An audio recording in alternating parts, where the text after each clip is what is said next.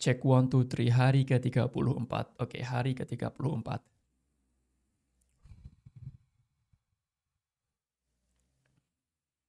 So, hai, ini adalah hari ke-34 dari 100 di mana saya, Andre Agufsi, menantang diri saya untuk berbicara di depan kamera selama 100 hari. Dan ini juga latihan untuk berbicara pelan karena saya ingin mengubah cara bicara saya yang dulunya sangat cepat, belibet, nggak jelas, nggak ekspresif, nggak ada jedanya, atau bisa dibilang komunikasi yang rumit, cara ngomong yang susah dipahami, menjadi cara berbicara yang jauh lebih mudah untuk dipahami, yaitu cara bicara yang pelan, santai, rileks, ekspresif, dan juga berbicara menggunakan jeda. Saya belajar bahwa berbicara menggunakan jeda itu sangat penting. Jeda dalam berbicara itu ibaratnya sama kayak spasi di dalam buku, atau kalau kamu ingin kirim pesan di WhatsApp tapi nggak ada spasinya, yang terjadi adalah orang lain akan bingung apa yang ingin kita ucapkan. Dan itu sama ketika berbicara. Kalau saya ngomong dari awal sampai akhir nggak ada spasinya, ngomong nggak ada jedanya, bisa jadi orang lain akan bingung mengenai apa yang kita bicarakan. Dan saya tidak mau hal itu terjadi. Saya belajar bahwa komunikasi yang bagus adalah komunikasi yang efektif. Artinya, gimana caranya kita bisa ngomong dengan cara yang mudah untuk dipahami. Dan saya juga belajar bahwa komunikator yang bagus adalah seseorang yang mampu menjelaskan hal yang sangat rumit menggunakan bahasa yang sangat mudah untuk dipahami. So, di hari ke-34 ini, saya akan berlatih menggunakan metode yang sama. Metodenya adalah baca buku, membuka mulut yang lebar, dan juga membaca dengan volume yang tinggi. Kalau kamu baru di sini, saya ingin menjelaskan sedikit benefit atau alasan mengapa kok saya latihan pakai metode ini.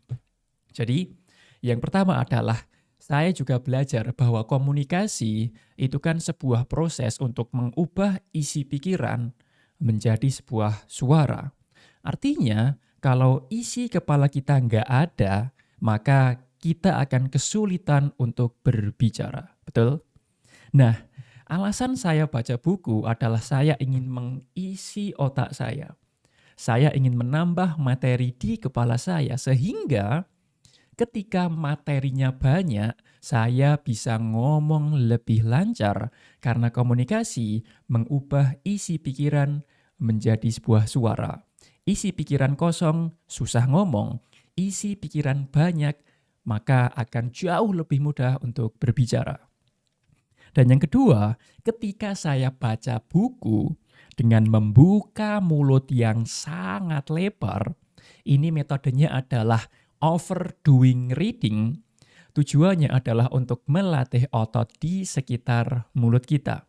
Dan ketika otot di sekitar mulut ini sudah kuat, outputnya adalah artikulasi kita akan jauh lebih jelas. Dan yang kedua, stamina atau endurance kita akan naik. Dulu ketika saya ngomong, itu tiba-tiba suaranya hilang. Kadang tiba-tiba suaranya serak di tengah jalan. Dan itu adalah karena otot di mulut saya belum kuat. Dan inti dari overdoing reading ini adalah untuk memperkuat otot agar saya bisa ngomong lebih jelas, ngomong lebih lancar, dan juga ngomong lebih lama. Dan alasan ketiga, kenapa saya baca buku dengan menggunakan volume yang tinggi, nggak baca buku dalam hati, tapi dilafalkan dengan volume yang tinggi, secara tidak langsung saya baca buku juga latihan berbicara. Saya hidup dengan satu prinsip. Prinsipnya adalah semua bisa karena terbiasa. Kalau kamu ingin jago dalam berbicara, mau tidak mau kita harus terbiasa untuk berbicara. Dan salah satu cara agar saya terbiasa untuk berbicara adalah membaca buku dengan volume yang tinggi. So, saya sudah yappingnya dan mari kita mulai latihannya. Hari ke-34, latihan menggunakan metode overdoing reading dimulai dari sekarang. Let's go! Dan buku yang saya baca kali ini judulnya adalah Konten Kreator Black Book yang ditulis oleh Ko Denny Santoso. Apa itu konten kreator? Konten kreator, dengan begitu banyaknya orang yang mengkonsumsi konten, maka dengan sendirinya harus ada orang-orang yang membuat konten secara konsisten. Baik itu dibayar atau tidak, orang-orang yang memiliki ide, ingin berekspresi lebih, berbagi opini, berbagi pengalaman, tutorial, dan lain sebagainya, inilah yang disebut sebagai konten kreator. Seorang konten kreator senior yang memiliki banyak followers akan memiliki pengaruh yang cukup besar. Si konten kreator membangun hubungan emosional yang kuat dengan audiensnya, sehingga audiensnya atau followers mereka akan mengikuti apapun yang dikatakan oleh si konten kreator tersebut. Dan dengan influence atau pengaruh yang sangat besar ini akan menjadi kekuatan tersendiri dalam proses marketing, khususnya di era digital saat ini. Di era digital seperti ini, konten kamu menjadi portofolio kamu. Kalau kamu mau networking dengan banyak orang, mereka akan mencari tahu siapa kamu melalui konten, melalui sosial media kamu. Dan percaya atau tidak, konten kamu membuka jaringan network kamu. Saya banyak berkenalan dengan orang hanya karena mereka mengikuti konten saya. Mereka jadi paham siapa saya, apa yang saya suka, dan apa yang menjadi value saya. Menjadi konten kreator ini memudahkan proses networking dengan banyak orang. Profesi ini benar-benar membuka dunia saya. Kalau kamu merasa tidak memiliki banyak kenalan, jadilah konten kreator, maka akan banyak orang yang mengenal kamu.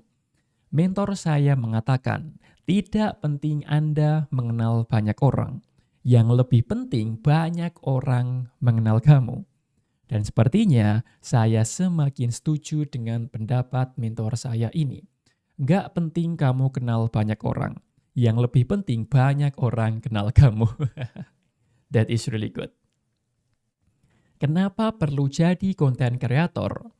Di zaman digital seperti sekarang, Anda memiliki sumber daya yang cukup untuk sukses. I have everything to become success. Berbeda dengan zaman dulu, di mana hanya perusahaan besar dengan modal uang yang besar yang bisa menang. Yuk kita mundur sejenak. Ingatlah era kakek nenek Anda. Bagaimana mereka harus bekerja banting tulang untuk mendapatkan income setiap harinya. Hari ini, kamu mau bertemu dengan ratusan atau bahkan ribuan orang, Anda tinggal mengirimkan email. Kalau saya memiliki ratusan ribu email di list saya, atau melakukan Instagram Live, dan tiba-tiba ada banyak yang nonton.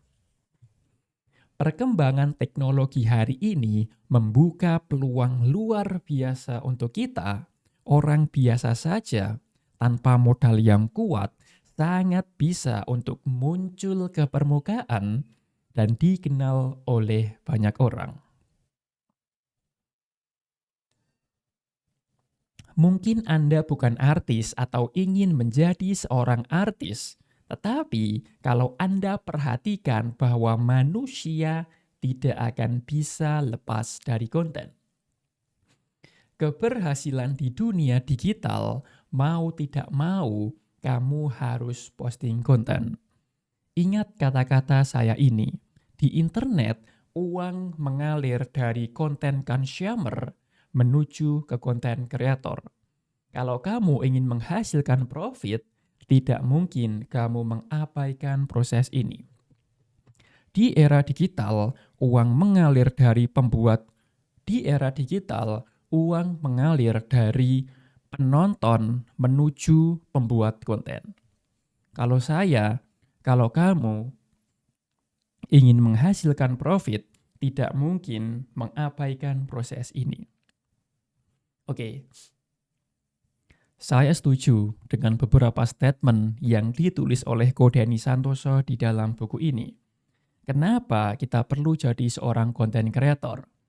Di era digital ini, saya, kamu, kita memiliki sumber daya yang cukup untuk meraih sukses.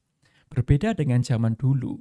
Zaman dulu ketika belum ada internet, belum ada HP, belum ada sosial media, itu kan sangat sulit.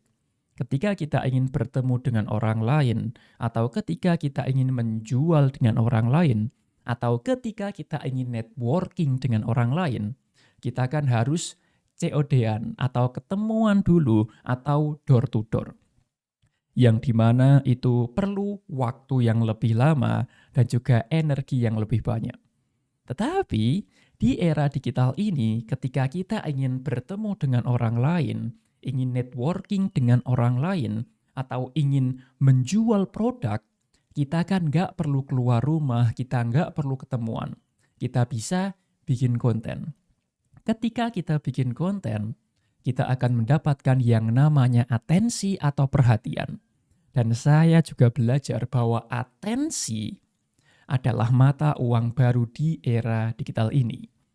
Artinya adalah ketika kita bikin konten dan mendapat banyak perhatian, perhatian ini akan berdampak positif kepada bisnis dan juga finansial kita.